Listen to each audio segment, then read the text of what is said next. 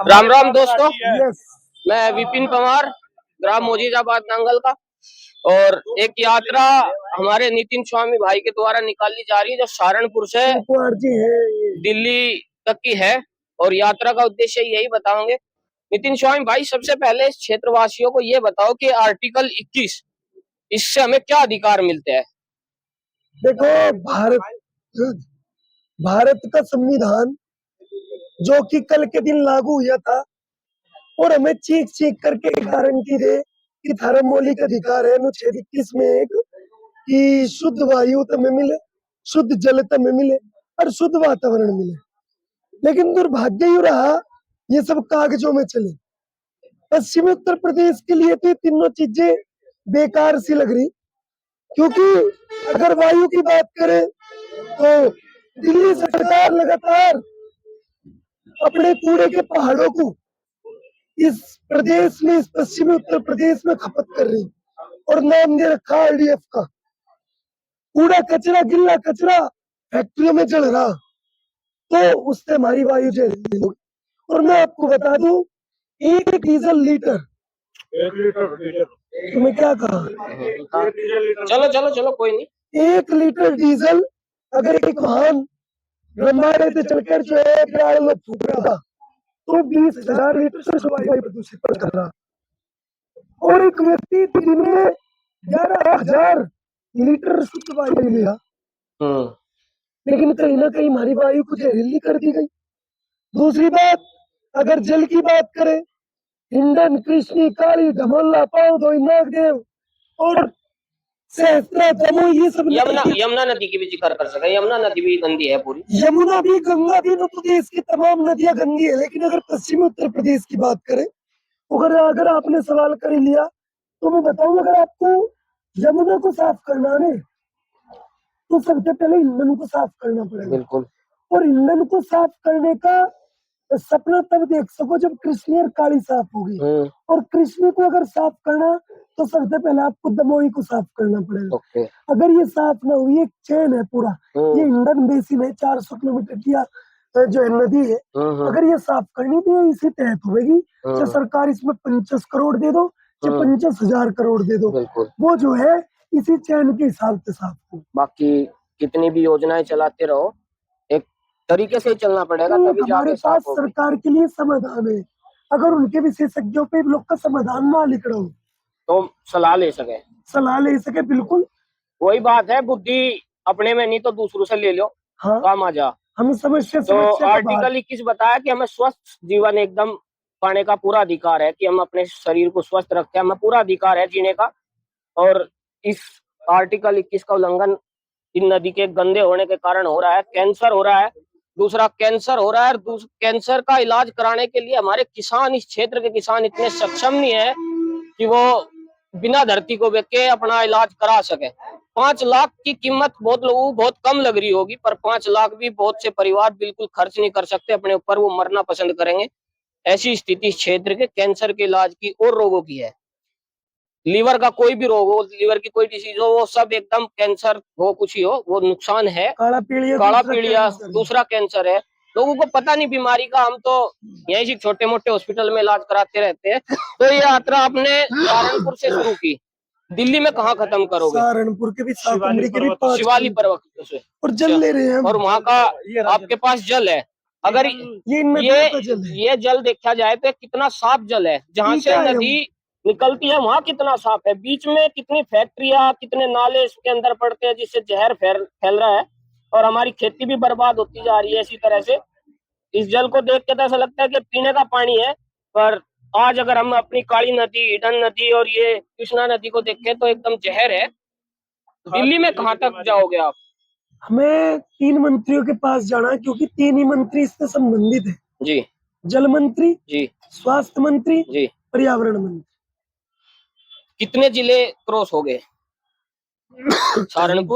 Saharanpur Shamli cover कर दिया। आज बागपत में एंट्री है। आज बागपत में, हम रंबाड़ा में है फिलहाल। तो रास्ते में गाजियाबाद ही पड़ेगा, मतलब हाँ? एक वो चैन बनते। किसी भी जिले के डीएम या कोई बड़े अधिकारी ने आपसे संपर्क करा, सांसद ने या विधायक ने किसी से संपर्क करने की कोशिश करी? क्योंकि इससे पता चलता है कितना जागरूक है।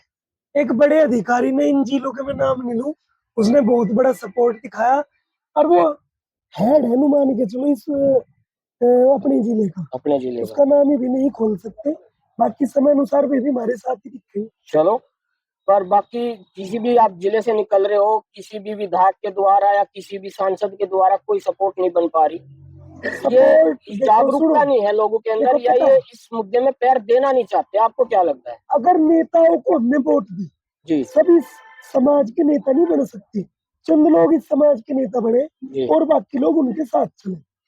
जब हमने किसी प्रतिनिधि को वोट दे दी, फिर तो उसकी ड्यूटी है ना बिल्कुल। कि मैं किक करूंगा। अब अगर हम ही उसे बता कर उसके ऑफिस पे जाके और हाँ, जुनून हो रहा, फिर उसका लाभ क्या है बड़ा? लाभ क्या है? फिर तो घर बैठ जाओ। लाभ क्या है?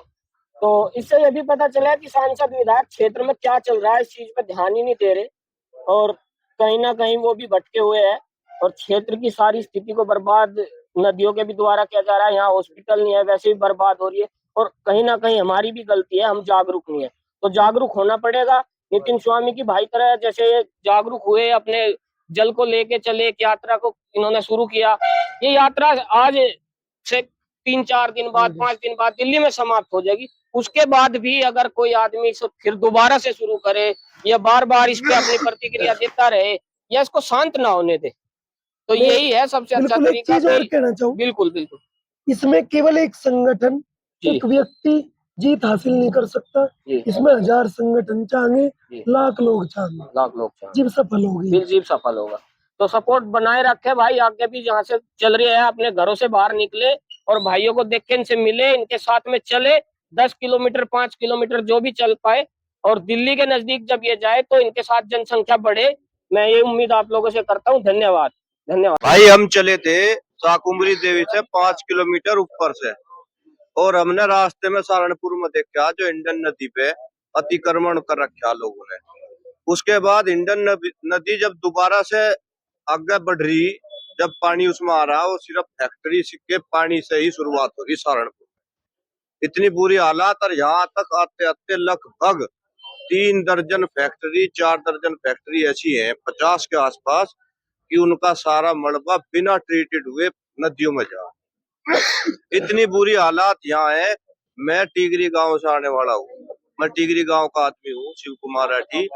तो हमारे गांव में पिछले 2-3 साल के अंदर अंदर 50 से ज्यादा मौत हो चुकी है। इतनी बुरी हालात है। गांगनोली में आपने सुना ही होगा, टीवी चैनल पर भी चला, क्या हालात है। असारा में आप रोज देखते हो, कंडेरा, नंगल, इधर शामली में कैडी, थाना भवन, सब जगह कहीं चले जाओ यू ही हाल है। ऐसे ही इंडन का है। मुजफ्फरनगर बुढ़ाना की काली नदी जो है इंडन नदी है, और मूलसम है, इधर बरनावा है, सब जगह इतने मरीज है हेपेटाइटिस सी के। इतने मरीज है, 90% से अधिक मरीज हेपेटाइटिस सी के यहाँ पे है, और उनका इलाज है नहीं। हम अपने गांव में CHC हॉस्पिटल में सुविधा बढ़ाने की मांग कर रहे थे। योगी जी कह रहे हैं हमारे यहाँ संसाधन ही नहीं है, डॉक्टर ही नहीं है, मैं कहाँ से दे दूं?